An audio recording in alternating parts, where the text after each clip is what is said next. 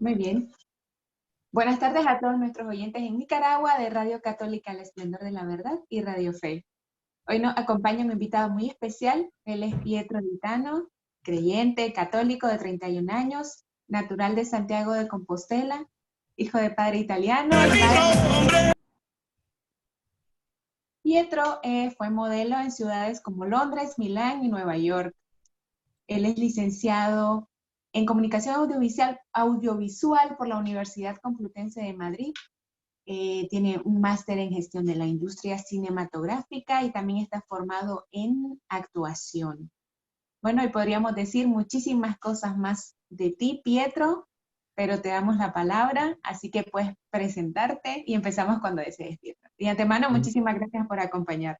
Nada, nada, gracias a ustedes. De cosas muchas más que decir, en realidad no, ¿eh? Yo creo que está el currículum bastante extendido ya. Yo creo que no queda nada más. Hay que decir, lo único, la edad, lo digo, que tengo, como no sé si a lo mejor esa información, perdón, no la había pasado actualizada, tengo 32 ya, pero bueno, es un detalle así bastante insignificante. Pero bueno. Sí, pues no mucho más que decir. Pues estuve en Galicia, que es como una región pequeñita de España, donde estoy ahora, cerca de, es el norte de Portugal.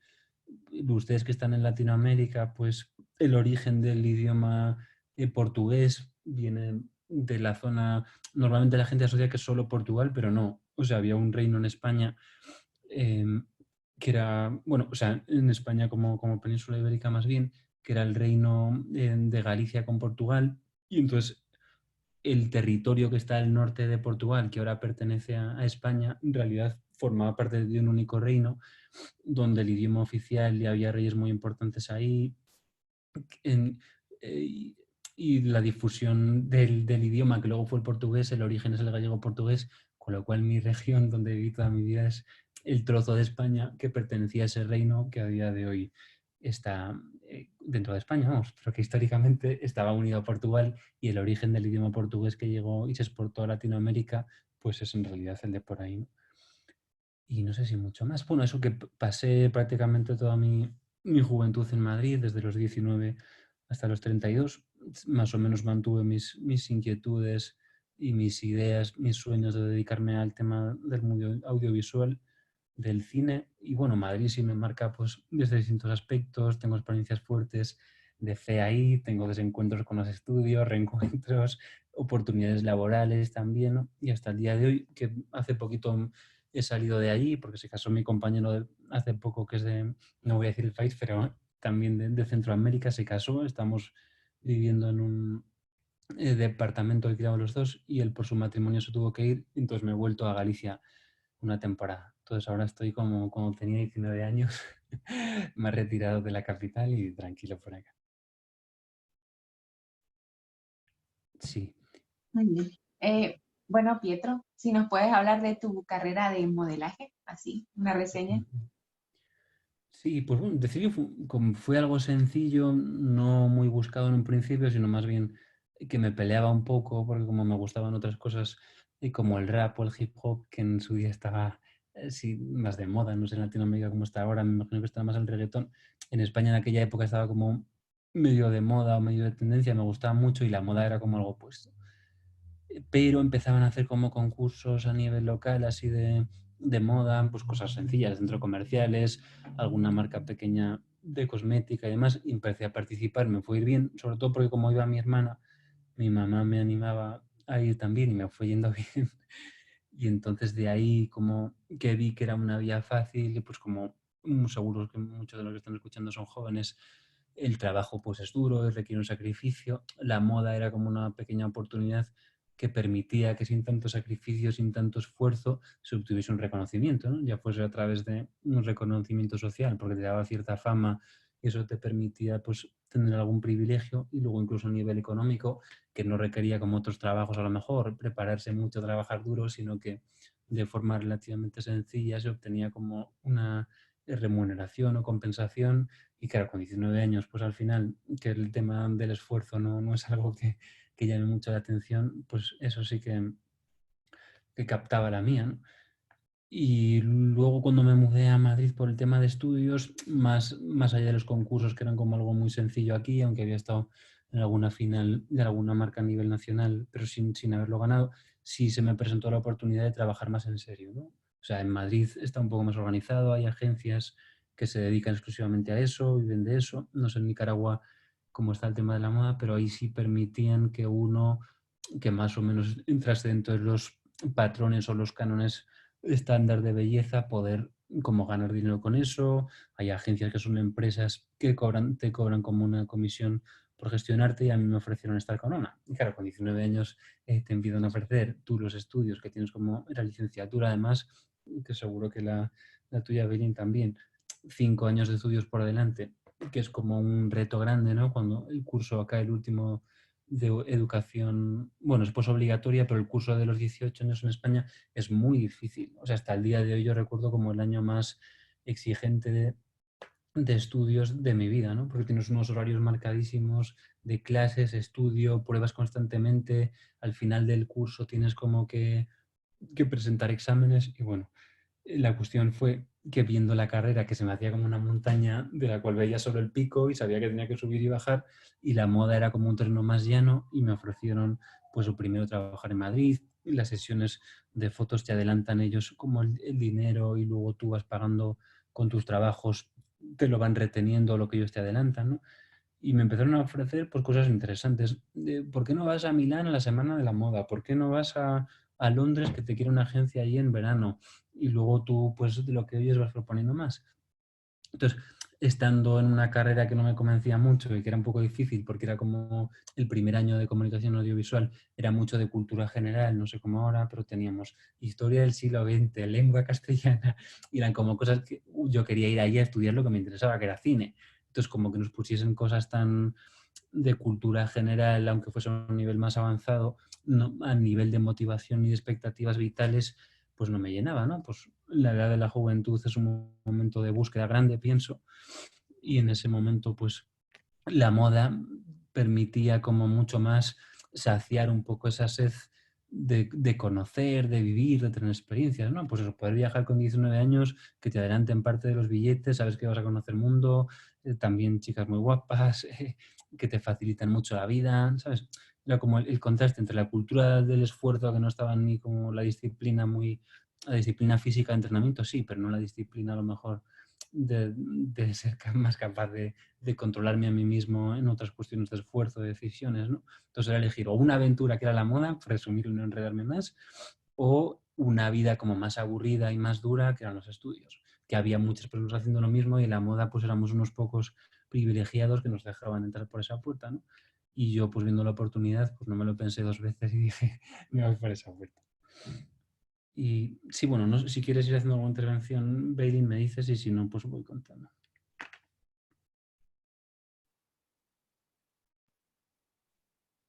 Eh, no, bueno, continúa con libertad. Solamente quería preguntarte cómo fueron tus años en Milán.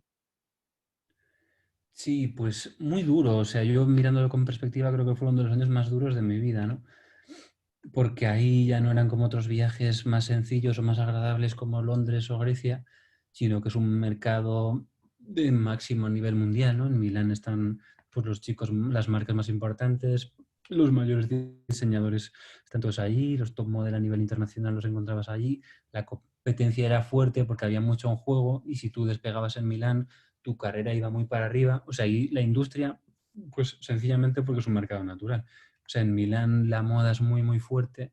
Y entonces estar ahí, si tú eras capaz de destacar en Milán, ibas a hacer una carrera muy buena y a lo mejor en otros sitios donde había estado antes, como Grecia, como era más amistoso, que tú destacases allí no iba a suponer ninguna diferencia, ¿no? Entonces el hecho de llegar a Milán, ver el lugar quizá más fuerte a nivel internacional del mundo de la moda, donde están todos los diseñadores, donde hay más en juego, más inversión, más economía, pues en Milán es bastante natural vivir de la moda porque yo qué sé, en Madrid hay 4 diseñadores y no hay apenas mercado, y en Milán hay muchísimos y el mercado, pues no sé, a lo mejor en un sitio, yo qué sé, se dedican a hacer ordenadores en Silicon Valley y tecnología, allí hay mucha tecnología, pues si uno va a Milán, la moda está todo allí, ¿no? Con lo cual la cantidad de trabajo y la importancia de los trabajos que había allí era altísima, entonces meterse en un mercado tan competitivo no fue una experiencia tan positiva, ¿no? Porque estás como en juego, te juzgan por tu apariencia física, ves a gente que está también pues muy, muy preparada físicamente, la parte psicológica y emocional es muy dura, porque nadie te prepara, ¿no? Llegas ahí con 19 años, piensas que vas a ser modelo y que te lo den todo fácil y empiezas a ver que mentalmente no es tan sencillo, ¿no? Porque te juzgan por tu apariencia física, únicamente miran, se llama, no sé cómo es ahora, book, que es como un libro donde vienen tus fotos, tus trabajos, que casi ni te miran a ti, te miran como lo que sales ahí, te preguntan dos cosas, tienes que ser muy simpático además, porque si no eres simpático normalmente ya no les interesas. Y el hecho de verse así como tan expuesto y tan en juego y visto como si estuviesen viendo un catálogo de un mueble, pues emocionalmente y psicológicamente, cuando te va bien es sencillo, pero en esos días o en esas fases o en esos momentos donde no está habiendo como buena respuesta, yo considero que no estaba preparado con 19 años, igual que yo, muchísima gente para esa presión y ese fracaso, ¿no? Bien, Pietro. Eh, Perdón. No, Eh, Pietro, bueno, pero en Milán, ¿qué pasó de decisivo como, como que te hizo como recapacitar de que el modelaje es, que tenías talento para el modelaje, y que Ujú. era una buena opción, pero que no era lo que te llenaba? Sí, pues yo creo que un poco el tema es que ya tengo que vincularlo con mis creencias. Cuando yo viajo a Milán, más o menos, mi pensamiento estaba muy centrado en el tema de la atracción, ¿no? Como que si uno visualizaba algo, era una forma como de que tú construyes tu propia realidad, ¿no? Si crees en tus sueños, se cumplen, ¿no? Eran algunas ideas que para mí en aquel momento eran compatibles con la fe, pero que las vivía con mucha profundidad. No estaba tan centrado en el Señor, por más que nunca le negué, para mí Jesús siempre ha sido una figura de gran respeto y admiración hasta cuando le conocía menos, pero yo estaba más apoyado como en eso, ¿no? En algo más, eh, bueno, egoísta al fin y al cabo, ¿no? No lo veía con ojos negativos en aquel momento, pero era como de perseguir mi sueño, que en aquel momento era lo de la moda, ¿no? Como esa codicia de conseguir cosas, ¿no? De ser, que es una búsqueda de ser alguien al final, ¿no? Estás ahí tratando a lo mejor de mostrarte a ti mismo y a los demás de que puedes ser alguien importante, ¿no? Un reconocimiento. Y entonces estaba más apoyado en el tema, bueno, era budista practicante en aquel momento, ya había leído algún libro sobre el tema, allí bueno, decidí participar los domingos en celebraciones de ese tipo. Nunca separé la fe del Señor, de hecho visitaba también la catedral de Milán, que es preciosa, pero ¿qué pasó? Que al estar tan centrado en lo de la atracción y demás, como un poco era mi apoyo, ¿no? O sea, cuando dicen lo de construir su casa sobre roca, en aquel momento mi roca, que no puede ser una roca, era como aquellas ideas que yo tenía de la atracción y de que si tú visualizas algo al final lo consigues. Entonces, ¿qué pasó? Que cuando al final la realidad cae por su propio peso. Cuando estás con el Señor y Él va abriendo los caminos, no es una teoría ni unos sentimientos ni unas ideas, sino que tú ves hechos que te demuestran que Dios está contigo, ¿no? Que empiezan a ocurrir cosas materiales, posibilidades. Personas que están escuchando aquí saben, cuando los proyectos se concretan y se demuestran, es una forma que Dios tiene de demostrar que está, ¿no? Los hechos. Y dice un sacerdote con el que hablo, Dios habla a través de la historia de los hechos concretos, ¿no? No de la historia de los libros de historia, de lo que ocurre en el día a día en mi vida, un hecho, no palabras, sentimientos. Eso puede ser o no, pero cuando es Dios se ven las cosas, ¿no?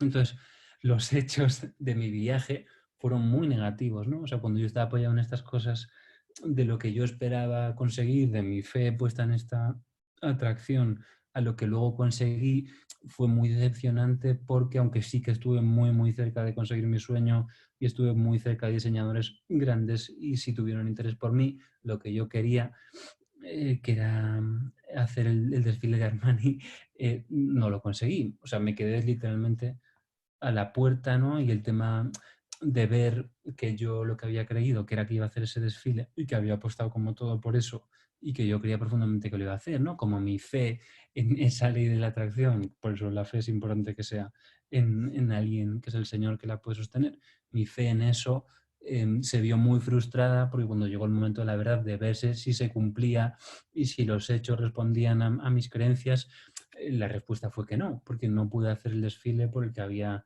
dejado, ahora no me voy a extender quizá con eso, pero había dejado Madrid, había interrumpido mis estudios, mi carrera, había sacrificado mucho con dietas, con entrenamientos y demás para estar en Milán y hacer ese desfile, que era mi único objetivo. Lo que yo estaba proyectando era llegar a Milán, hacer el desfile de Armani, pasar de ser modelo a ser top model. Entonces era un sueño pues así, un poco vanidoso, pero era mi sueño con 19 años. Entonces el problema que fue que cuando yo estuve tan cerca, pero llegado a la puerta, se me cierran las narices, no puedo hacer ese desfile, ni siquiera me dejaron hacer el casting, ¿no? Por más que antes me habían visto, pues el hecho de ver que se cerró aquella puerta para mí fue como, pues sí, una desilusión fuerte en esta tontería, ahora lo puedo llamar así, o engaño que era la ley de la atracción, ¿no? Lo que yo creía, de repente veo que no se sostiene, el budismo pues me veo un poco en esta crisis fuerte de repente ver que lo que estaba creyendo que era una mentira, el budismo pues yo qué sé, tiene cosas buenísimas sobre la compasión y una mirada cálida hacia otros, pero no te sostiene, ¿no? O sea, el budismo no está el Señor ahí, esa figura de poder y de amor absoluto que te sostiene. Entonces el problema que fue que un poco la base espiritual de mi vida, que era en esta ley de la atracción y el budismo, cuando llegó un momento de crisis real y de que ver que si se cumplía o no, o sea, la prueba del algodón o la hora de la verdad. Cuando llega la hora de la verdad, veo que en lo que yo estaba creyendo, por más de que había signos que sí, pues me cogen en un Milán en una agencia buenísima, los diseñadores importantes estaban interesados por mí, pero luego cuando llega la hora de concretarse, ¡pumba! Los hechos de la historia demuestran que no, que era una mentira. Entonces, esa crisis y también sí, una forma de autoculpabilidad por haber creído en todo eso me metió como en una espiral de autodestrucción, ¿no? De sentir este desprecio por mí mismo por haber creído una mentira, ¿no? O sea, como el demonio primero te tienta y te dice, oye, créete la mentira, ¿no? Como Eva, cómete esta manzana y Adán porque así vas a alcanzar conocimiento. Esa es la mentira. A mí, cree en la ley de la atracción porque así vas a ser famoso, vas a ser top model. Esa fue la misma mentira comparando. Luego yo voy, me como la manzana y vas a comer la manzana, yo me como eso de que si creo esa ley voy a ser top model, me lo creo y luego caes, pumba. Y entonces, ¿qué pasa? Cuando ya te la comes, viene la serpiente y dice, no, que se la comieron, ¿no? Se empiezan a acusar unos a otros de quién tenía la culpa. Pues igual, el demonio, después de haberme hecho comer la manzana de la ley de la atracción, del budismo y de la moda, me culpaba a mí mismo de tonto, ¿por qué lo hiciste? Entonces hizo una obra maestra, ¿no? Tentarme, hacerme comer y cuando comí, culparme de haberlo hecho. Entonces eso me metió como en un bucle fuerte, ¿no? De, pues sí, duro, eh, sí, como en un punto de desequilibrio, ¿no? De mentalmente, pues, estar en dificultad, haber perdido como mucho la ilusión por las cosas, una crisis de identidad también, de ya no saber muy bien en qué creía, tuve que renunciar en parte a aquellas creencias, ya no sabía si quería ser modelo o si no, qué hacer con mis carreras, incluso me vi en un verano de no saber muy bien qué hacer con mi vida, ¿no? Y sí, hombre, fue una oportunidad buena porque son lugares fértiles, ¿no? Cuando te empiezas a hacer preguntas, son lugares muy ricos y que los aprovecha el Señor para conducirnos, pero también son lugares de desierto porque de repente se te derrumba cosas en las que crees, en las que confías, y entonces es como verse derruir un edificio. Pues oye, a lo mejor el edificio está mal construido, pero ahora te estás viendo en que no hay edificio y qué vas a hacer con tu vida, ¿no? Y un poco el resumen de Binance pues fue eso. Vi que se derrumbó el edificio y tuve como que empezar a construir o a plantearme la vida desde otro lugar. Entonces, bueno, pues fue un aprendizaje sobre todo. Muy bien, Pietro. Hablabas de la ley de atracción y hay muchas personas católicas que han leído El Secreto, ese famoso libro El Secreto. Uh-huh. Bueno, y de hecho tu experiencia con la ley de atracción, pues o sea, comprobaste que es falso. Pero, bueno, quería preguntarte, en tu testimonio tú dices algo así, te voy a leer literal. Uh-huh. Experimentar el vacío del mundo, que las circunstancias te hundan, que los seres humanos no te comprenden y que muchos por miedo te den la espalda. ¿A qué te refieres con eso de experimentar el vacío del mundo? Sí, hombre, eso fue un poquito más, no fue en ese momento fue mi primer momento de crisis así grande. Luego eso fue en otra crisis aún mayor que tuve años más tarde, entre medias encuentros con el Señor y sanaciones, pero luego años más tarde apareció eso. Y, ¿cómo decirlo? Eh, llega al punto que a veces la cruz, que esto creo que lo puede entender un adulto o un adolescente, uno no comprende. O sea, hay momentos de nuestra vida en los que no comprendemos lo que nos está pasando. Pues ahora con la pandemia puede ser fácil, gente que le ha tocado de cerca situaciones de mucho dolor, cosas injustas. O sea, hay momentos en los que uno no comprende su vida y a mí me tocó, igual que a muchos de los que están escuchando seguramente, un punto de no entender. O sea, no entender de verdad y estar molesto por no entender, ¿no? Porque uno considera a lo mejor que es injusto que le esté pasando eso, no ves a Dios por ninguna parte y sobre todo no encontrar consuelo. No, pues yo qué sé, pues uno puede estar fatal y a lo mejor tiene alguien que le consuela muchísimo y en medio de ese dolor, pues por lo menos siente alivio. Pero esto fue un momento en el que pues el Señor me concedió sentir muy poco consuelo, ¿no? O sea que quizá mi sed y mi necesidad de respuestas y de comprender era tan grande que no había, en ese momento sobre todo no encontré como consuelo ni alivio en nada ni en nadie, ¿no? Entonces, creo que es un momento duro y fértil, creo que fue el momento más fértil de mi vida para conocer a Dios porque sentí eh, no era un abandono real. O sea, vamos un poco como a... No quiero ser víctima porque no lo era. O sea, mi familia trataba de darme apoyo en la medida de lo posible, mis amigos también trataban de comprenderme, algún sacerdote también estuvo ahí. No era un abandono, sino que era una... como que no bastaba, como que aquello estaba ahí y en su pobreza y en su generosidad, pobreza en el sentido de que la capacidad es limitada, ¿no? Intentaban como consolar y dar apoyo, pero no bastaba, o sea, como el dolor era tan agudo, la incomprensión era tan fuerte que me sabía muy a poco, ¿no? Pues yo qué sé, mi familia intentaba lo que podía y eso pues un poco sí me calmaba, pero la herida como era más profunda y la llaga era honda, no bastaba, pues no sé, o sea, como que eso no era un consuelo suficiente para mí. Hola. Hola, han dicho un saludo por aquí. Bueno, nada, como que era un dolor profundo, que aunque eso sí que calmaba un poco el dolor, no bastaba. O sea, como para seguir adelante ya siendo extremo, no llegaba el consuelo que estaba recibiendo, digamos.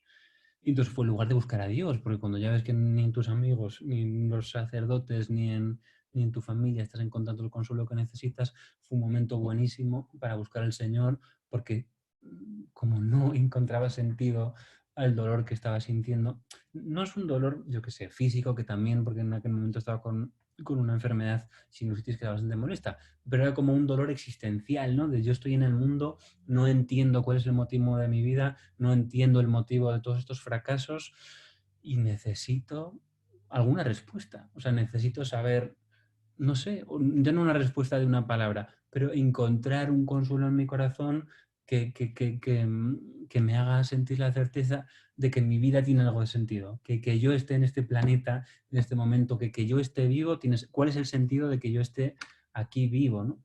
Y eso, como no encontraba el consuelo pues en ninguna parte, ni en amigos, ni nada, creo que el Señor me dejó experimentar como esa sed, sed de infinito, ¿no? Que a veces lo dice un sacerdote amigo, solo puede ser Él. O sea, cuando estás como en un punto que tu alma demanda tanto que nada lo puede saciar, la única cuestión es que te pongas de rodillas, que clames a Dios, que le presentes tus lágrimas y lo bueno es que ahí encuentras respuesta. Y si en ese momento de desconsuelo y de abandono, de repente donde no había ilusión, te aparece ilusión, donde no tenías fuerza, aparece la fuerza, donde no había capacidad, aparece la capacidad, creo que es un lugar como muy, sí, yo digo la palabra fértil siempre para darte cuenta de que Dios está contigo, ¿sabes? Entonces empiezas a caminar, no es que te quite la incertidumbre, pero por lo menos es como un niño pequeño que está perdido en un lugar enorme, oscuro y con un tiempo terrible, que de repente siente que hay alguien a su lado, que es más fuerte, que es adulto, que le puede acompañar y sigue estando en ese mismo lugar hostil, y ahora ya no siento que esté en ese lugar hostil, pero en aquel momento sí, pero que por lo menos estaba él conmigo, ¿no? Entonces sentir como esa presencia amiga y pues tan potente y tan contundente a mi lado marcó un antes y un después en mi relación con Dios, creo, ¿no? Que uno lo vuelve a tropezar mil veces, pero por lo menos haber tenido esa experiencia de no entiendo nada, no comprendo nada, no sé qué hago aquí, que nada bastase, ni familia, ni amigos,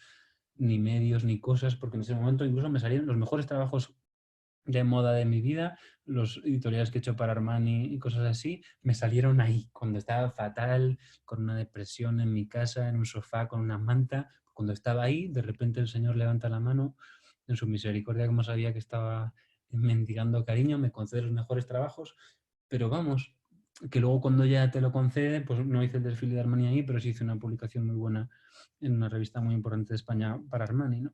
Y luego lo vives y ves que tampoco eso, pues bueno, sí, pero no, no basta, ¿no? Cuando lo haces y lo tienes, vale que no era como el gran sueño que tenía, pero sí fue lo más similar que hice, fue una publicación con una fotógrafa buenísima y bueno, y sin más, tampoco, pues sí, lo haces, está bien, te pagan, pues bien, bendito sea también Dios porque entra ahí un dinero y es una publicación buena que te puede dar más trabajo, pero no te llena, ¿no? Es como, pues, si no te pueden llenar tu familia y tus amigos, imagínate si te va a publicar, si te va a llenar una publicación de Armani, ¿no?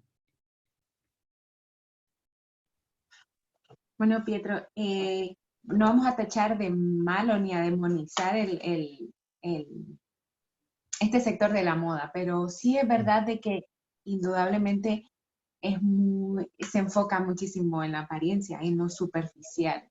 Ujú. Y muchos chicos guapos y chicas guapas.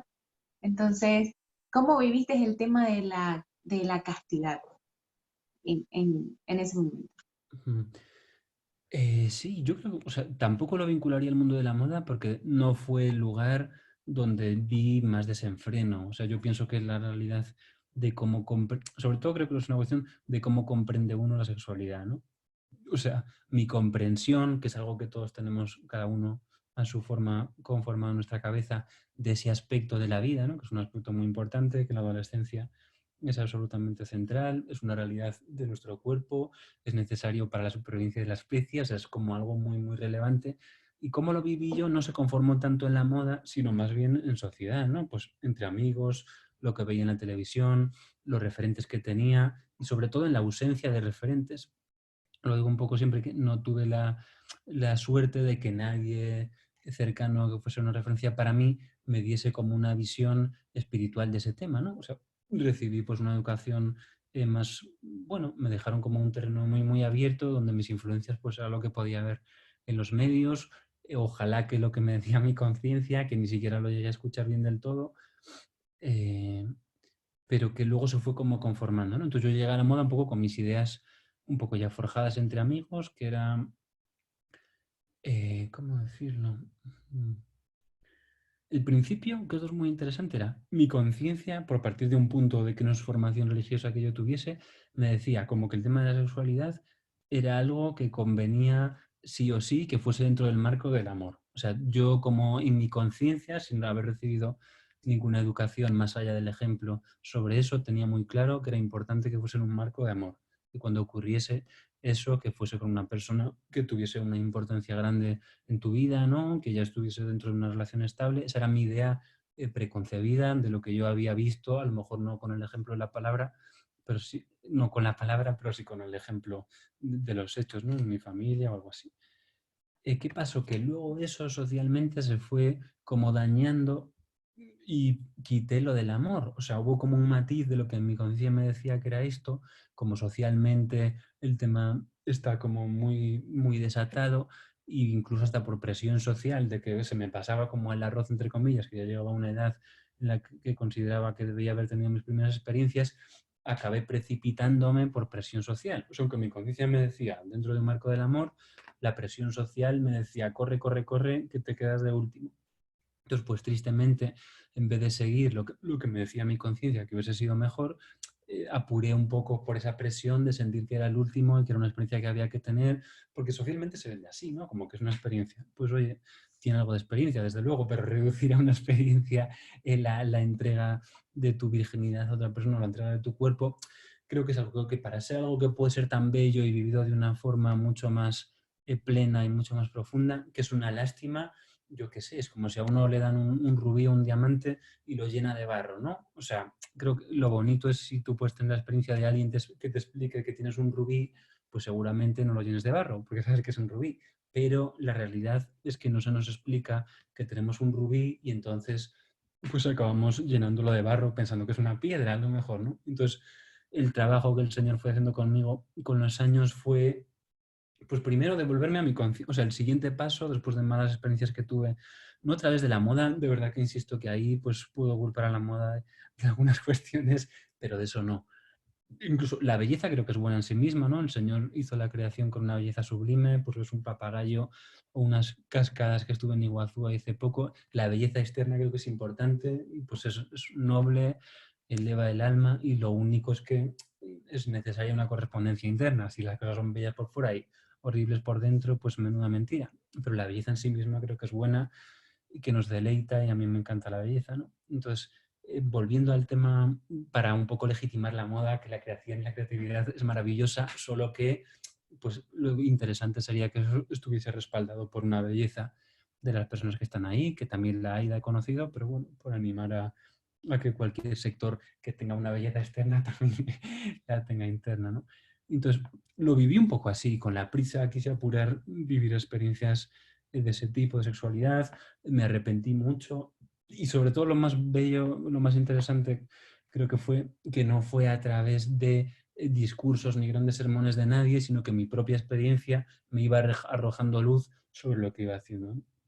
Entonces, el tema fue que me fui dando yo cuenta de que aquello era algo como demasiado valioso como para malgastarlo así, y sobre todo viendo, sí, como que ese tema de precipitarlo y malgastarlo no me generó como bienestar y satisfacción, sino al revés.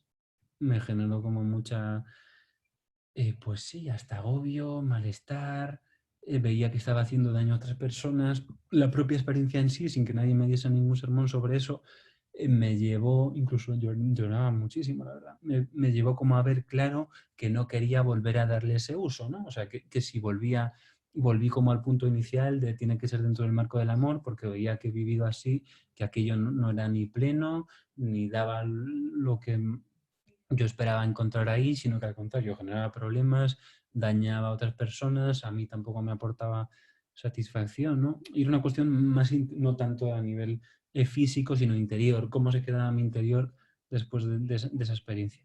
Entonces dije, bueno, hasta que no esté dentro del marco del amor, no, que era lo que pensaba en un principio, que era lo que me decía mi conciencia, no volveré. Entonces seguí avanzando y dije, bueno, pues dentro del marco del amor. Pero ahí hay un punto que es muy, muy interesante, que es que cuando tú das un paso en esas direcciones, digamos que tu mirada se va nublando, ¿sabes? O sea, hay algo que la conciencia con las obras buenas se mantiene como muy limpia y pulcra, yo qué sé, pues al revés, cuando tú vas haciendo acciones negativas, evidentemente empezamos de a poquito, uno no va a llegar y va a matar a alguien el primer día, pero cuando avanzamos en el mal, digamos que la conciencia se va como durmiendo, ¿no? Entonces mi conciencia que en un principio pensaba eso, también fue moldeada negativamente a través de esa experiencia, porque cosas que antes tenían una connotación negativa, al haber pasado a la puerta, es como la borrachera, ¿no? Pues cuando de repente, igual tu conciencia a mí me decía, está mal emborracharse, pero cuando lo haces una vez, como que hay algo que ya haces el clic y dices, aunque mi experiencia no haya sido buena, ya he hecho como el clic, mi conciencia ya no tiene el freno que tenía al principio de no hagas esto que está mal. Entonces quedó como la puerta un poco abierta en ese sentido, continué dentro del marco del amor, eh, pero digamos que viendo que ni siquiera el marco del amor es seguro, porque los compromisos son muy volátiles y los sentimientos engañan mucho, pues también me vi en otra mala experiencia muy poco deseada de hacerle mucho daño a una persona que quería mucho, ¿no? Con la que estaba en una relación, pues nos habíamos hecho promesas importantes, como igual algunos de los que están escuchando, como es natural,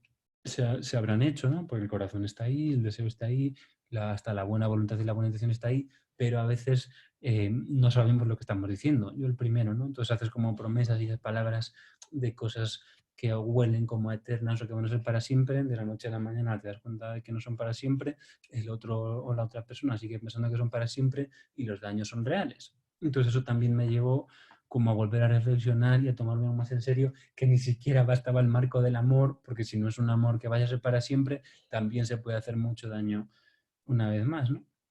Y luego un poco por enmarcarlo, que dentro un poco de este proceso, por un encuentro muy fuerte que tuve con una persona, pues con una unción muy, muy especial, unción espiritual, ¿no? En la calle, que creo que tenía una presencia de Dios muy fuerte, empecé a leer mucho el Evangelio, bueno, no mucho en cantidad, pero sí mucho, con mucho interés, el Evangelio a mitad de todo esto, ¿no? Y leyendo ahí... em, bueno, sí, cuento un segundo la experiencia con este hombre porque fue lo que cambió mi vida y creo que también está muy directamente relacionado con el tema de cómo avanzó todo, aunque no fue muy claro, ¿no? Pues esto fue en que estaba yo con una mujer en Madrid que se supone que también tenía algún don espiritual para ver cosas sin que se las dijesen y me estaba hablando mal de otra persona que no estaba delante y era terrible, ¿no? Porque no parecía que estuviese viniendo de Dios, las cosas que me estaba diciendo, y un hombre pasó por allí y me empezó como a mirar con mucho amor, ¿no? Y con mucha autoridad, intervino en la conversación sin que nadie lo hubiese llamado y bueno, lo que me dijo más o menos, bueno, mirándome a los ojos, así por encima de las gafas con un cigarrillo, empezó a decir, pero ¿cómo puedes estar tan ciego? ¿Pero cómo puedes estar tan ciego? Cierra los ojos, mira con el corazón y lo entenderás todo. Entonces estaba así como muy sorprendido, ¿no? Porque sobre todo, pues nunca había visto como esa autoridad, esa dulzura, ¿no? Y luego el tema que lo entendí con los años de la ceguera, ¿no?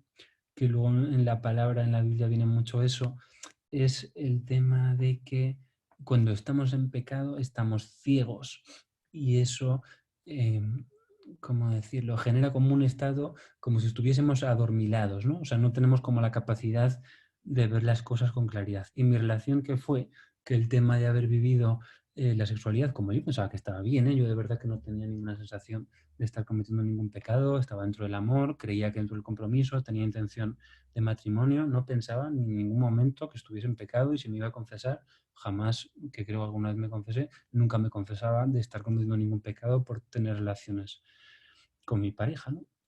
Lo que pasó, que luego entendí con los años, lo de cómo puedes estar tan ciego, que quizá el tema de haber tenido relaciones sin haber estado casados con ella, eh, me impidió, sobre todo, conocerla con claridad, ¿no? Que a lo mejor si nos hubiésemos conocido bien, nunca hubiésemos llegado como a hacer aquellas promesas tan fuertes de nuestras vidas y demás. Pero como eso tiene una fuerza magnética, física, corporal muy grande, al haber vivido eso, pues realmente te ciega y te genera como una neblina que te impide ver al otro como es, ¿no? Porque como eso tiene una fuerza de arrastre grande, la lástima que veo ahora ya pudiendo vivirlo de una forma distinta es que no te permite conocer bien a la otra persona.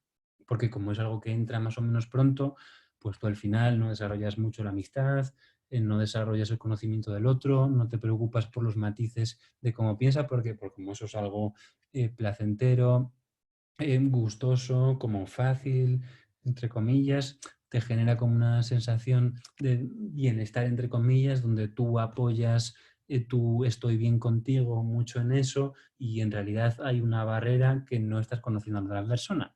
Entonces mi ceguera en este caso, pues era una persona maravillosa, le guardo un cariño increíble y de verdad que le deseo lo mejor y me ayudó muchísimo, pero en este caso el tema de haber vivido eso en aquel momento, ¿no? Sin haber tenido un compromiso de matrimonio, fue que como que de alguna forma me cegó y no me permitió conocer a la persona bien y en un momento dado pues me di cuenta de que a raíz de un poco del encuentro con este hombre que no me dijo nada de mi pareja, que no era para mí, que la quería muchísimo, pero que aquella persona no era para mí, claro, los daños fueron terribles, porque imagínate dejar una relación después de esto y entonces el resumen fue que claro, que ya no bastaba el tema de que hubiese amor, porque había visto que haciéndolo con amor y con todo el cuidado, sin saber que era pecado, ya me llevó como hasta que no estés seguro de que es la mujer de tu vida, ni se te ocurra volver a tocar a ninguna mujer, ¿no? Ya el siguiente paso fue como que tenía que ser la mujer de mi vida, entonces me puse a buscar a la mujer de mi vida. Pero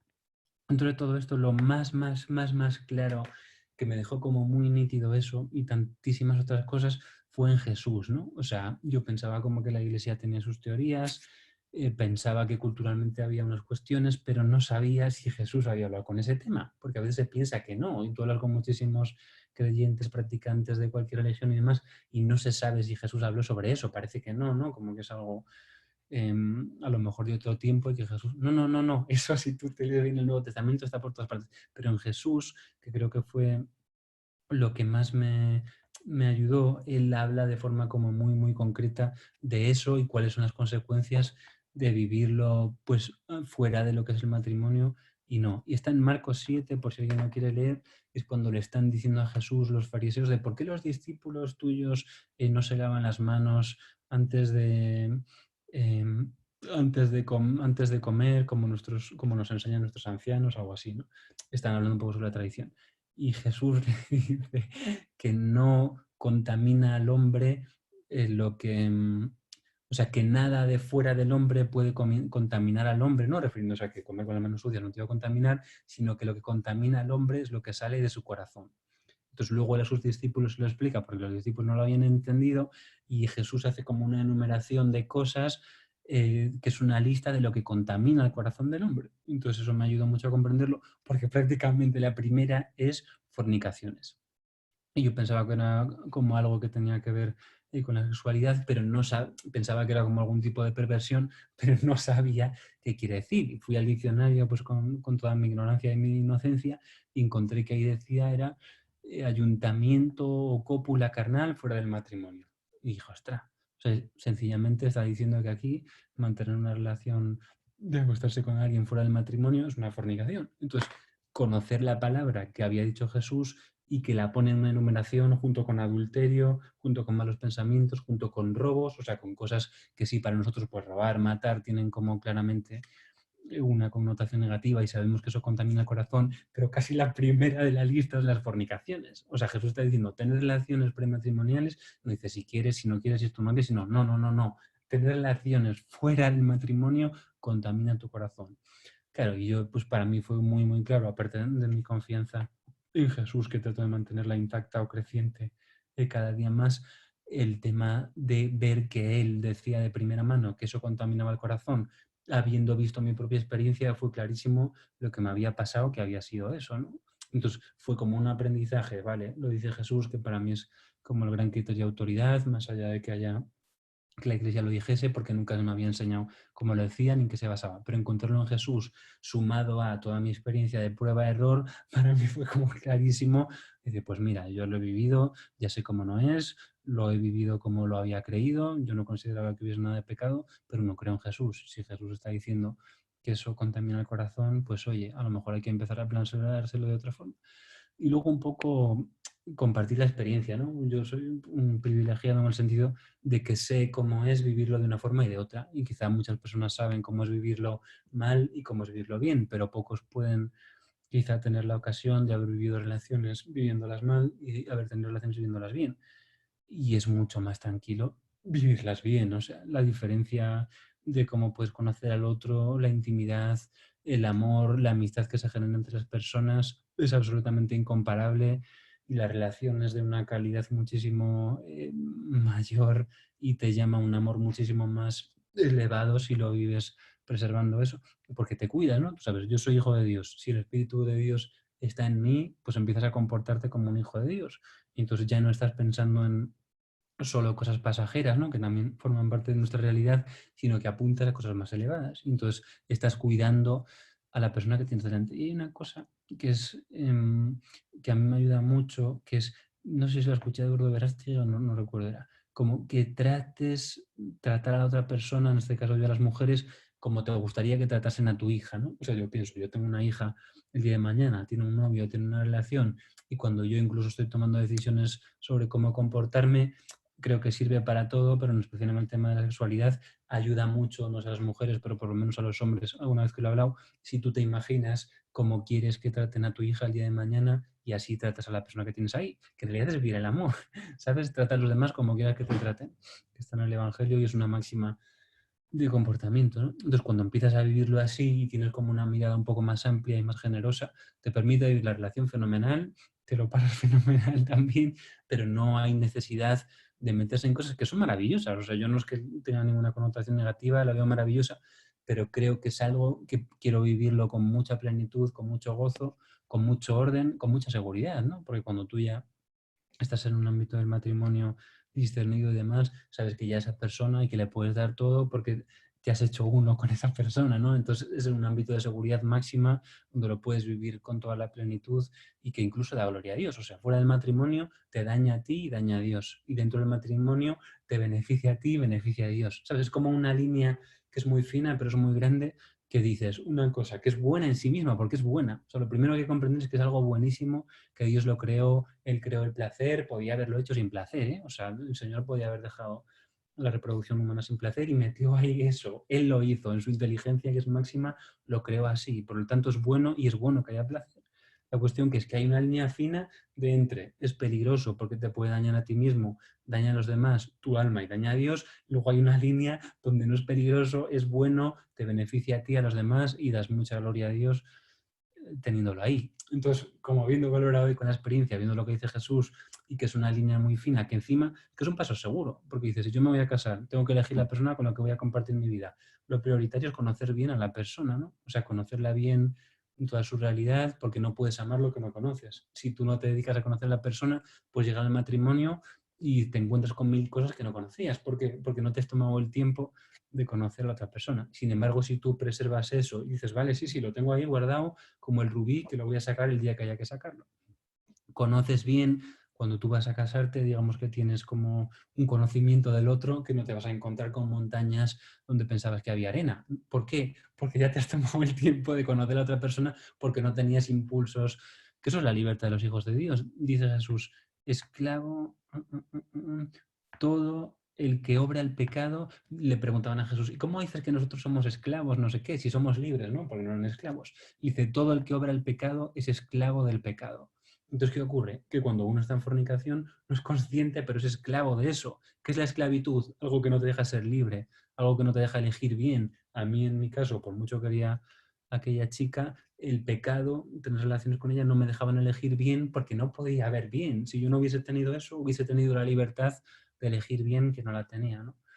Entonces Jesús viene a liberarnos de la esclavitud, que es el pecado. ¿Qué es eso? Pues aquellas cosas cuando yo decido pensando en mi egoísmo, cuando yo decido pensando en el miedo, cuando yo decido pensando en la codicia, esa es la liberación que trae Jesús. Todo lo que es pecado, es que hay que acordarse de esa frase que es de Jesús, el que obra pecado es esclavo del pecado. Entonces, cuando tú estás hablando del pecado, no, no, yo me acuesto con mi pareja, no pasa nada. No, no, no, tú eres esclavo de eso. O sea, eso te tiene absolutamente preso y hasta que no te liberes no vas a poder tener la libertad de los hijos de Dios para elegir y para obrar en amor. ¿Por qué? Porque eso te tiene, pues, prisionero. Y como eso, ahora un poco porque estamos con adolescentes que les viene bien, pero cualquier cosa, la codicia, ¿no? Yo es que tomo una decisión pensando, hay una herencia y yo quiero el mejor piso, entonces yo quiero que me venga el mejor departamento para mí, mis hermanos ya verán.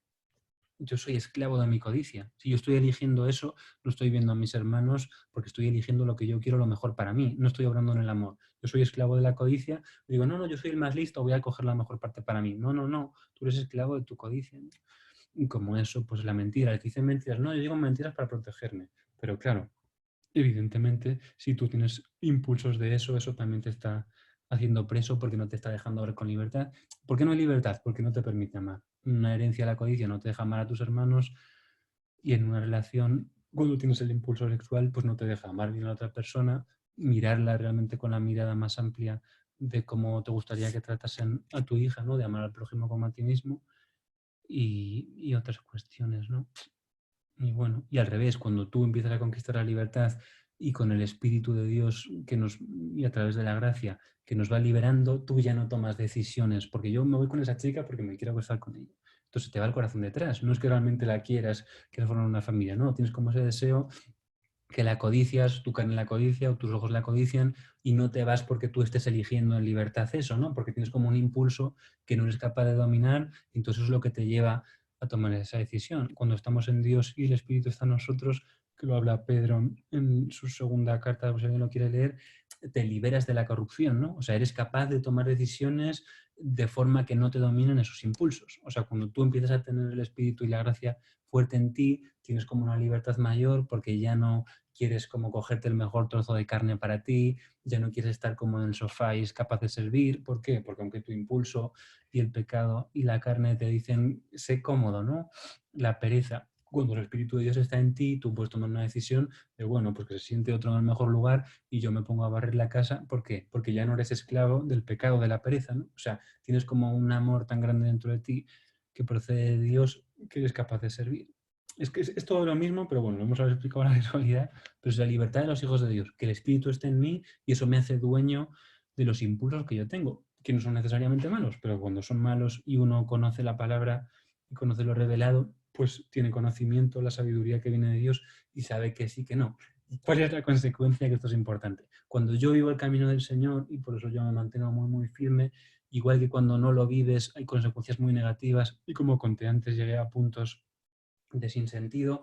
Al revés, ¿hay cruz en el camino del Señor? Sí, pero cuando tú estás viendo sus caminos, te evitas muchísimas zarzas, muchísimos daños, muchísimas desilusiones, va Él contigo y sobre todo cuando estás por sus caminos, pues tu vida empiezas a ver como otras cuestiones muy beneficiosas que te convencen. No es solo que te preserva del mal, te pone en el camino del bien y el camino del bien tiene consecuencias no solo en la vida eterna, que por supuesto son las prioritarias, sino en esta vida ya tu vida empieza a fluir de otra forma. Los actos tienen consecuencias, ¿no?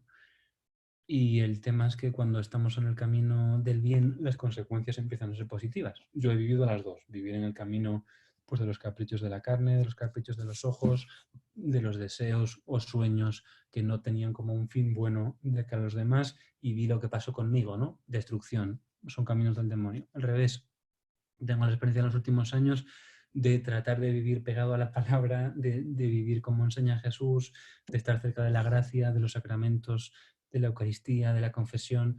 Y cuando empiezas a ir por esos caminos y tratar de seguirle a Él, igual que ves que hay destrucción, yo ahora estoy viviendo la construcción. Y ojalá hubiese sabido la información que tengo ahora hace muchos años, porque si me hubiese ocurrido poner un camino, poner un pie por esos caminos. Y teniendo la información que tengo yo ahora, que veo que mi vida se va construyendo y me empieza a gustar mucho mi vida, empiezo a estar mucho mejor y me considero que estoy muy bien en el planeta Tierra.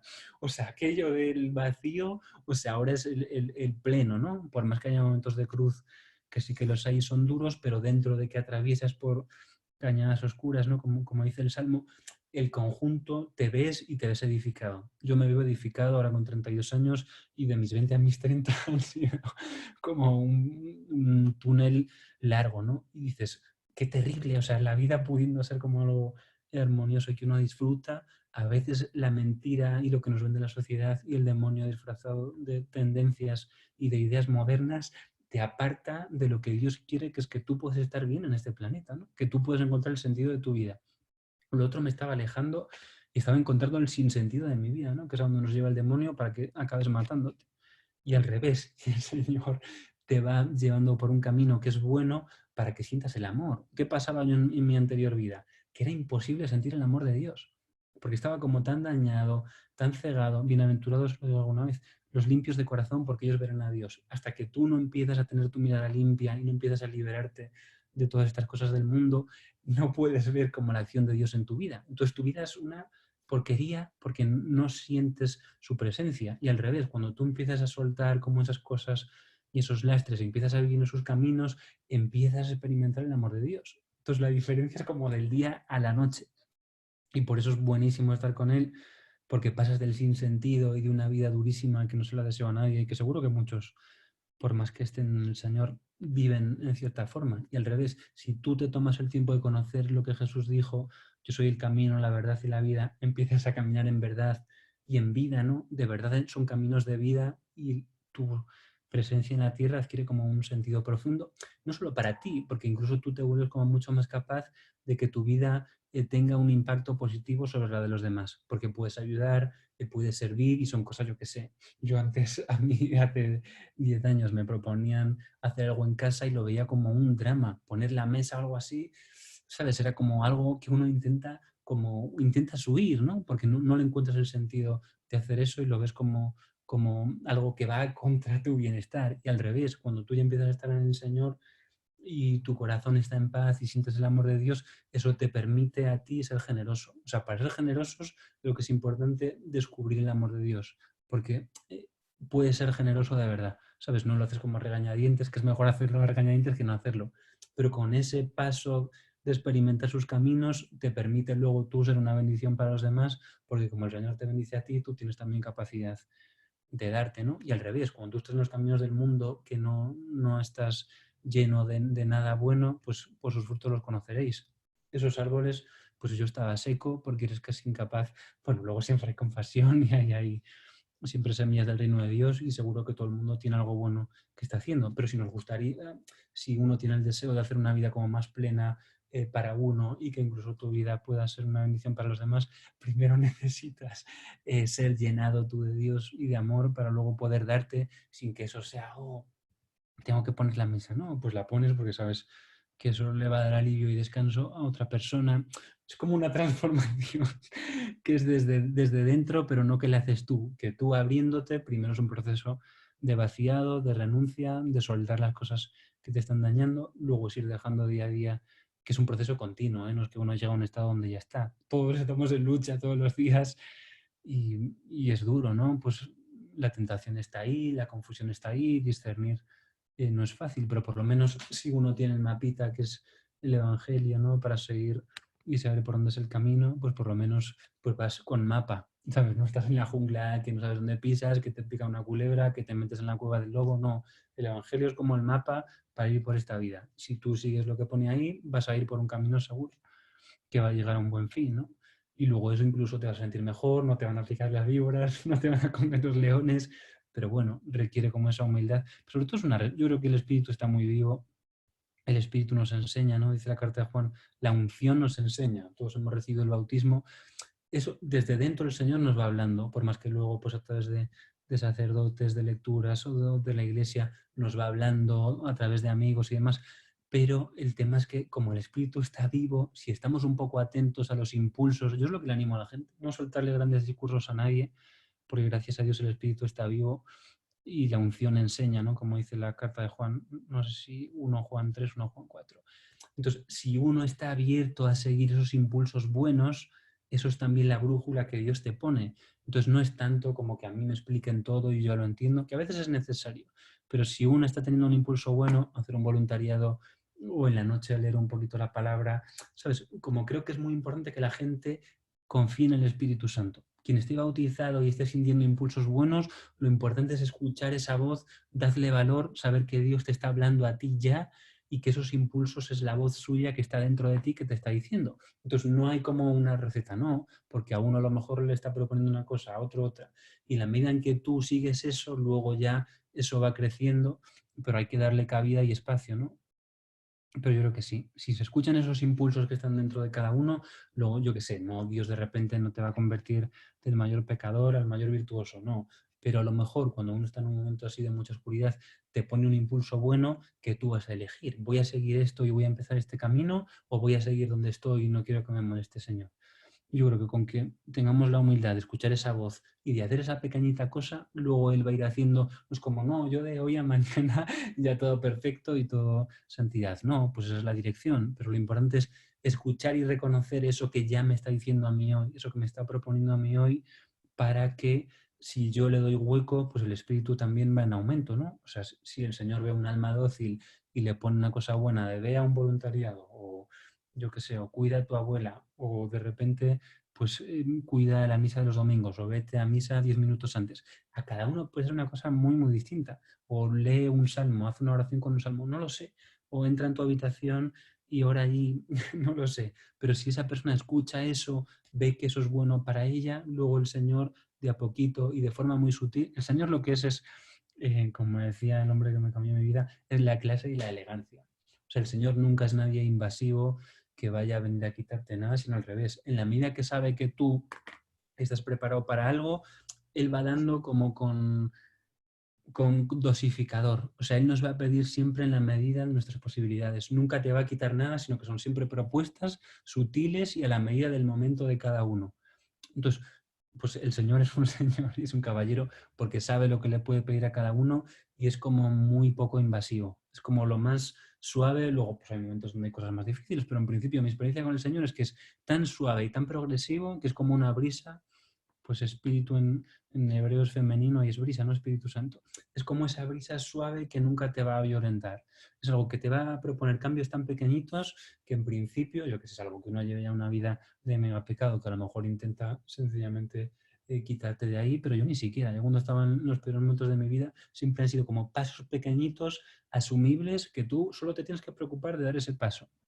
Hoy, no tienes que preocuparte de mañana ni de pasado. ¿Qué me pide a mí el Señor hoy? Si yo estoy atento a esa voz, no tengo que pensar en ningún gran plan ni en ninguna gran maravilla, sino que escuchad, escucha hoy la voz del Señor, no endurezcas tu corazón y ya está, día a día. Y mañana si me levanto será otro día, pero con lo de hoy basta, ¿no? Y no sé, es un camino muy suave, gustoso también, pienso, ¿no? Y es lucha, pero es que es tan incomparable el camino del mundo con el camino del Señor que ya no quiero ni imaginar lo que será en la otra vida, pero ya en este mundo es tan ventajoso y tan sublime y tan bueno para el alma estar en sus caminos, que es como cuando saboreas como algo muy, muy bueno y tienes experiencia de eso, es difícil que venga otro como a darte algo malo, ¿no? Cuando tú tienes experiencia de lo bueno, de verdad que ya lo has probado y que no te lo cuentan y sabes lo bueno que es, a mí ahora me pueden venir a ofrecer aquí 1000 de pecados. Luego el demonio se vuelve más sutil y te trata de poner cosas más disfrazadas. Pero cuando tú tienes experiencia de lo bueno y los caminos de Dios, es que el pecado ya no es algo que tú digas, no, bueno, voy a pensármelo. No, no, no, es que yo ya he probado eso, ya no ni siquiera el pecado, me refiero, yo ya he probado lo del Señor, sé que esto es tan bueno que no necesito que me vengan a proponer ninguna porquería, porque no, porque yo ya sé, como el que, no lo sé,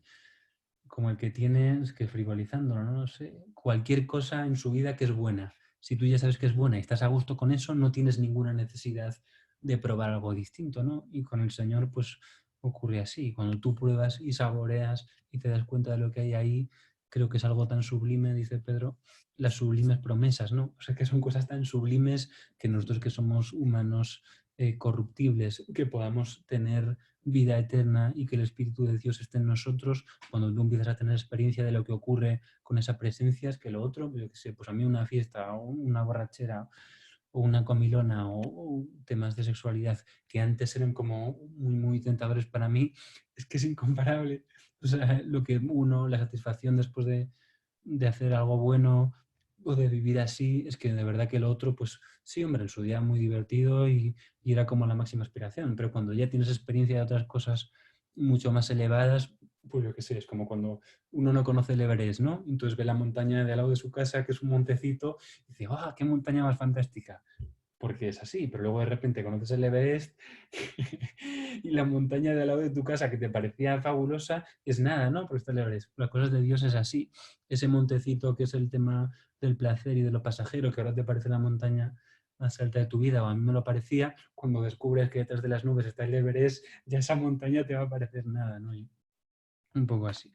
Perdona que me he puesto a hablar de golpe, pero y bueno, no sé, pero sentía que tenía que decir esto. Muy bien, Pietro. Bueno, la última pregunta y luego damos paso a una pregunta que tiene Mariana.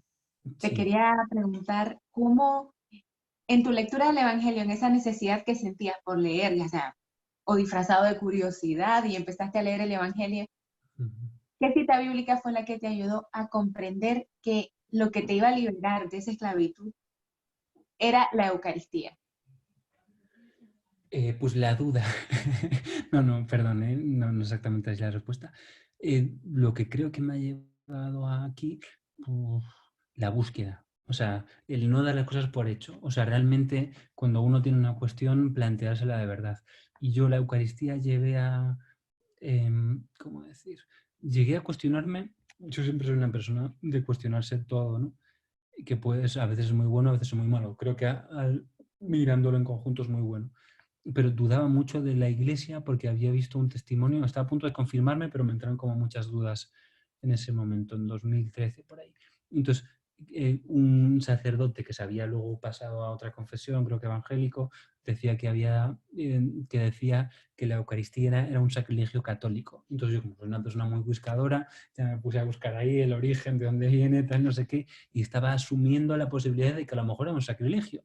Entonces imagínate, yo es que soy un alma que no se cansa de buscar constantemente. Entonces, en esa duda que yo iba como a hacer mi confirmación, con una duda tan fuerte y tan esencial, en esa lectura nocturna que mantenía del Evangelio, me salió de Jesús: el que come mi carne y bebe mi sangre habita en mí y yo en él.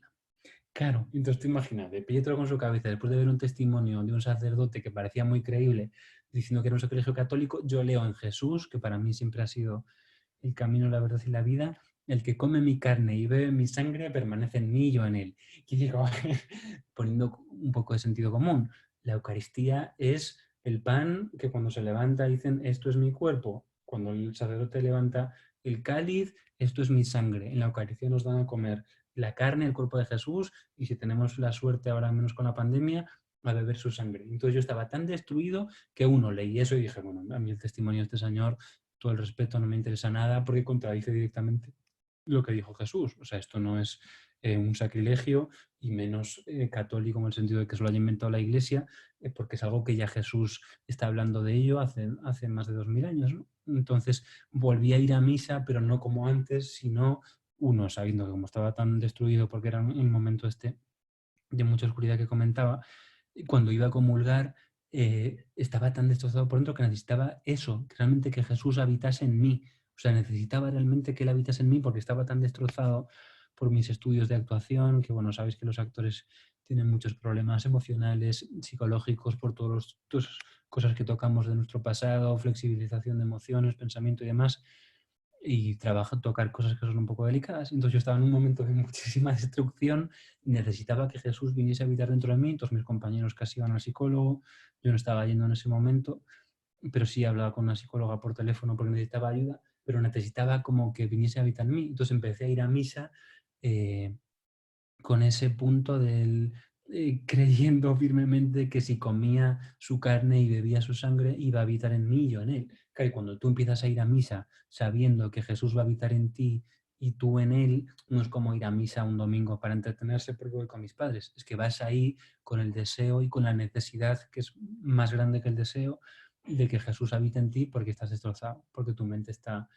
en un lugar complicado, porque tus sentimientos son muy contradictorios y tienes emociones que no son buenas, que son insanas, malas para ti, para los demás. Entonces mi necesidad era tal de sanación que empecé a ir a misa anhelando al Señor y necesitándolo como el aire que respiraba, pero de verdad porque me asfixiaba, no se estaba bien dentro de mí, ¿no? Entonces cuando uno empieza a ir a misa y había tenido esa depresión, lo que decía antes, de estar en un sofá, había dejado la carrera otra vez, con manta y depresión, y cuando el Señor me concedió esos trabajos tan buenos y demás, en medio de eso, justo después, decidí volver a intentar acabar mi carrera, que estaba en cuarto ahí, y empecé como a ir a misa, animado por un sacerdote con el que hablo hasta el día de hoy, que le tengo muchísimo cariño y que me ayudó un montón, que me dijo, oye, Pietro, ahora que te vas a confirmar, que yo me iba a confirmar por compromiso con él, porque en aquel momento estaba en plena crisis, ¿por qué no vuelves a aumentar tu frecuencia de los sacramentos? Entonces empecé a ir a misa, pero con eso, de que si me comía su carne y me bebía su sangre, Jesús iba a habitar en mí y yo en él. Y fue increíble. O sea, lo que no había sido capaz de saciar, que comentaba antes, en muchísimos meses con mi familia, ni con mis amigos, ni con risas, ni con diversión, porque todo me dejaba casi más vacío que antes y me daba como una sensación de, sí, como si la vida no tuviese sabor de verdad. O sea, como de estar, había perdido hasta el sentido del humor, que fue una cosa tremendísima, ¿no? Que se dice rápido, pero nada me hacía gracia, ¿no? Llega a un punto de tanto vacío existencial que no encontraba tal. Y sin embargo, yendo a misa, yo creo que como en una semana, lo que no me había curado ni con la psicóloga que hablaba con ella por teléfono, ni con mis amigos, que es un poco lo que tú decías antes, que me escuchaban, pero no me bastaba porque no me sentía comprendido y hasta me miraban como con cierto rechazo, porque como estaba yo en una crisis tan grande, la gente no está preparada. Algunos sí, los que están muy en Dios, pero en general no estamos preparados para sostener crisis grandes de otras personas. Y el que diga que sí, o te miente o realmente Dios está en él. O sea, los seres humanos somos tan débiles que cuando algo nos supera, nuestra comprensión, nuestra empatía, de alguna forma se nos ve el esqueleto, ¿no? O sea, la pobreza. Y yo en este caso sentí que a lo mejor la crisis que yo tenía era tan grande que las personas que estaban a mi alrededor no estaban preparadas porque no comprendían. Cuando tú no comprendes algo, pues por mucha buena intención que tengas, entonces me miraban como con cierta distancia de decir, uy, en aquel momento, ¿no? Entonces, para mí lo que se volvía como una existencia donde había mucha incomprensión de mi vida por mi parte, en una semana yendo a misa todos los días, tuve como una sanación interior tan brutal y mental y emocional que me quedó clarísimo que había sido Jesús. O sea que, digo, lo que no había sido posible, ni con psicólogos, ni con amigos, ni con familia, ni dejando mi carrera, ni volviendo a mi casa de mis papás, que me daban todo hecho. O sea, todo el amor que yo podía recibir humanamente lo estaba recibiendo. Y eso me consolaba un poquito, pero no bastaba. O sea, la herida abierta en mi interior, mis entrañas ahí desangrándose seguían en el mismo estado, por más que por fuera podía parecer más tranquilo. Y no, y la Eucaristía, o sea, que Jesús viniese a habitar en mí fue lo único, y lo sé, claro, pero cuando yo qué sé, cuando uno se está muriendo y se toma de repente algo que le hace revivir, pues sabe que fue lo que le hizo revivir porque sabe lo que no le bastó para revivir. Y para mí en ese momento que fue la crisis más fuerte de mi vida, pues yo qué sé, es como cuando un enfermo está muy, muy enfermo. Si toma una medicación que le da bien, de repente sabes qué fue lo que te sentó bien porque sabes que el antes y el después. Y para mí la Eucaristía fue eso. O sea, en ese momento de crisis profundísima, sobre todo de estar dañadísimo en mi interior por la vida que había vivido, ya no solo el tema de la sexualidad y demás, sino cosas de actuación que había desatado mucho la ira en mi interior y cosas muy, muy negativas, que estaba como en un punto de, nada, mucha destrucción, viviendo como una vida muy piadosa, pero habiendo cultivado sentimientos terribles de odio a través de mi trabajo, ¿no? Pero una realidad en mi interior que me tenía muy, muy destrozado. Y que lo único que me fue calmando, más allá de que evidentemente servir a los demás es el camino para que se calme eso, pero necesitaba sanación, sanación, sanación. Y la milla para mí fue como increíble, increíble. Trato, sí, sí, sí. O sea, como ir ahí todos los días, sentí el médico del alma de verdad, pues yo qué sé, en una semana pasé, pues no sé, de estar en mi casa tirado sin hacer nada porque no podía, a sacar las mejores notas que había sacado en toda la carrera hasta ese momento. Pude completar fenomenal el año, dejé la escuela de actores en ese momento, que luego la retomé más adelante porque estaba al límite, ya no podía emocionar psicológicamente, les expliqué ahí a ellos que me llegó como un colapso. Pero pude terminar el año y me empecé como a sentir muy bien y fue un verano buenísimo. O sea, pues no sé, sentí de verdad, ya no sentí de, oh, sentía, no es que sintiese grandes cosas, pero experimenté, que es más que sentir, ¿no? Una experiencia de como un lavado interior, pues mi mente se sanó mucho de todos aquellos pensamientos. O sea, parar en la escuela me ayudó porque no seguía alimentando el fuego, pero el daño que estaba ahí hubo como una sanación fuertísima y rapidísima a través de la Eucaristía, que es Jesús, ¿no? O sea, al final, pues la Eucaristía no es que sea en sí misma, es porque es un canal a través del cual llega Jesús, ¿no? Y como es Él mismo quien está ahí, pues al final se está obrando, pues igual que cuando estamos, quien estuviese con Jesús hace 2000 años, pues tenía una oportunidad increíble de recibir unas cosas espectaculares aparte de verle estar con Él. Pues igual en la Eucaristía tenemos presencia de Jesús y eso mismo que ocurría hace 2000 años, si alguien va con el corazón y la mente abierta, pueden ocurrir, ¿no? Entonces yo en parte soy un testigo de esa sanación, ¿no? Que igual que la presencia de Jesús sanaba hace 2000 años, ahora sigue sanando, ¿no? Entonces cuando uno está en una situación de dificultad, pues tienes, yo qué sé, como el que está cojo y de repente deja de estar cojo, sabe lo que le quitó la cojera, pues quien está dañado por dentro y deja de estar, ¿no? Sabe quién le quitó ese daño interior, ¿no? Y la misa pues fue increíble, ¿no? Muy bien. Marielma, tenías una pregunta. Sí, bueno, a mí me gustaría si nos podías contar un poquito si tienes algún proyecto en mente o estás trabajando en algo ahora actualmente. Sí, bueno, Marina me conoce, me la pone muy fácil. Sí, sí, gracias, Marina. Pues estamos trabajando con un socio que montamos bueno, monté una productora de cine que luego providencialmente el señor rescató a través de mi socio de haber estado parada. Pues de haber estado parada 2 años. Nuestra asesora dice que es la única empresa que resucitó. Y entonces en esa empresa resucitada, ¿no? Por el caso del Señor, el Señor a veces nos permite que nos estrellemos, ¿no? Y que luego nos levanta de las cenizas para que nos quede claro que es Él, ¿no? Porque si no, si uno no se siente ese fracaso humano, a veces duda y dice, no, es el Señor o soy yo. Yo veo a personas que tienen carreras muy buenas, pero que no llegaron a fracasar y entonces todavía medio piensan que tienen gran parte del mérito. Al revés, en este caso fue como, al saber que fue un fracaso absoluto, también está la claridad de que fue el Señor que nos levantó. Estamos con un proyecto que está creciendo muchísimo a nivel internacional a través de personas que como Mariema nos ayudan muchísimo también, que es un documental sobre la misa que se llama El beso de Dios, que va a salir en España. Ya tenemos un acuerdo con mínimo 30 cines para salir. Y en Latinoamérica, en México y no sé si 40 salas más. Bueno, o sea, una cosa que ha venido llovida del cielo. Es un documental sobre la misa, pero fuertísimo. Están gente muy, muy reconocida así a nivel de expertos internacionales sobre la misa. Canta la Mesa, que es cardenal, que es el predicador del Papa del Vaticano. Scott Hahn, que es un escritor muy conocido americano, que era pastor protestante y que luego a través de la misa también entró en la fe católica. Estamos intentando que un actor de Hollywood también entre ahí. Y es un poco como permitirle a la gente abrirle la puerta, que igual que nosotros hemos tenido experiencia del poder y de la presencia de Jesús en la misa, otras cosas nuevas que el Señor con el tiempo fue mostrando a través de la misa, compartirlas con la gente. Sobre todo creo que hay como un velo enorme que a los creyentes les impide acceder a las cosas de Dios, ¿no? O sea, hay como, puede ser la costumbre o la tradición o la falta de fe o cuestiones mentales humanas que están lejos del deseo de Dios, que es muy superior a cualquier cosa que podamos imaginar.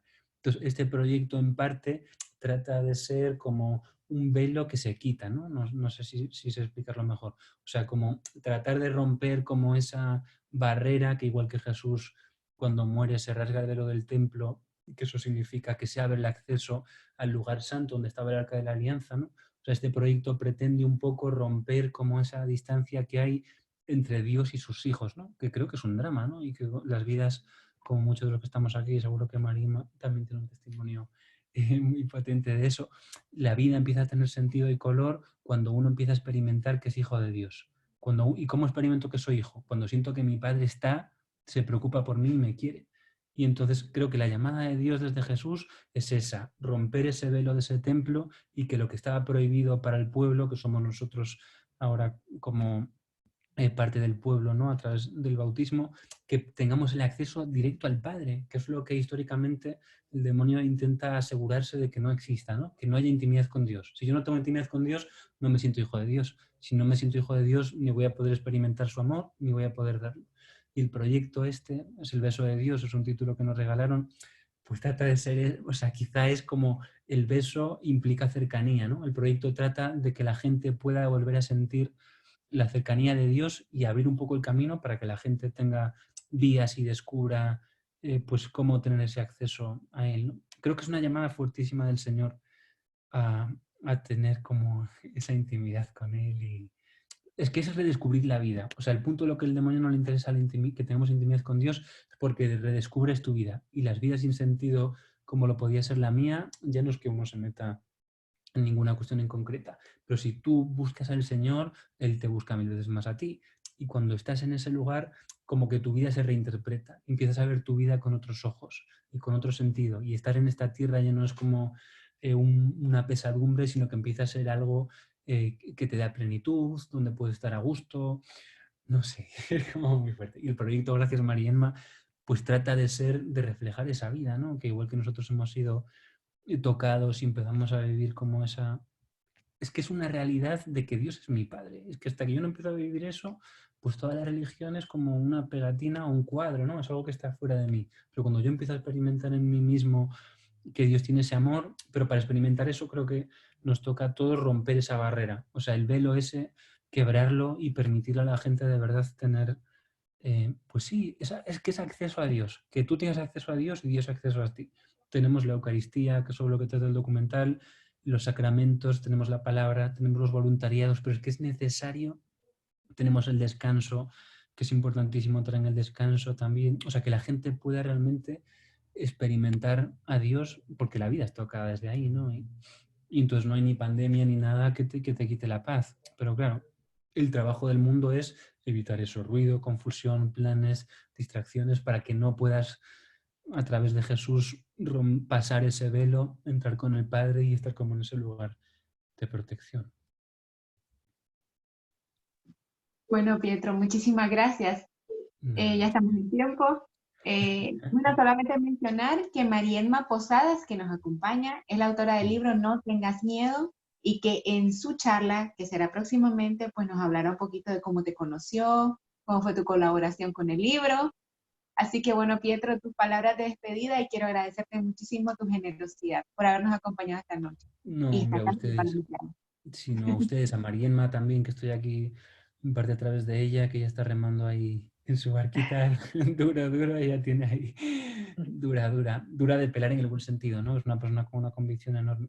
Nada, gracias a ustedes también, y ojalá, bueno, pues que cada uno tome de esta charla, no hace falta todo, ¿no? Porque eso sería absolutamente inabarcable, pero aquella cosa que el Señor pues le resonó en su corazón, porque el Espíritu hablando así, pues de todo lo que oigo hoy a lo mejor me olvido del 97%, pero esas 3 palabras, pues ese momento me tocó. Pues eso es el Espíritu, que le está Dios Padre hablando a cada uno a través de su Espíritu algo concreto para su vida, ¿no? Y es tan sencillo como eso. Bueno, y que hagamos mucho el bien, que somos el cuerpo de Jesús, ¿no? Y como decía este hombre tan sabio, somos sus manos, ¿no? Y bueno, no quiero cargar una responsabilidad. Primero experimento el amor de Dios, y luego cuando ya estemos en ese lugar de sentirnos parte de su cuerpo, pues también poder hacerle presente, ¿no? A través de nuestras obras. Pero creo que es primerísimo el paso, atravesar el velo, estar con el Padre, y desde sentir el amor, pues que la obra sea una consecuencia de sentirnos, y más que sentirnos, de sabernos amados por él, y tener experiencia con hechos, que María más otra testigo aquí, que cuando uno le abre la puerta a Dios y le busca y se acerca a Él, los hechos en tu vida empiezas a ver con mucha claridad cosas que eran imposibles y que Dios las va haciendo. Cuando empiezas a tener esas experiencias y sabes que Dios está vivo y se preocupa por ti, luego tú puedes también ser testigo, no solo charlando, que a veces también, sino que tu vida sea, pues sí, no, pues un testimonio de amor, y al final pues le llega el amor de Dios. Y ya no me enrollo más. Venga, muchas gracias, y que el Señor bendiga a todo el mundo ahí. Y mucho ánimo a todo el mundo. Muchísimas gracias, Pietro. Y bueno, Nada, buenas tardes a todos nuestros oyentes en Nicaragua, a quienes nos acompañan a través de Zoom, a quienes nos acompañaron esta noche. Y gracias a ti, Pietro. no, Gracias, suerte al Marisma. Señor sobre. Y hasta el próximo sábado. Cuídense mucho. Hasta luego. Adiós.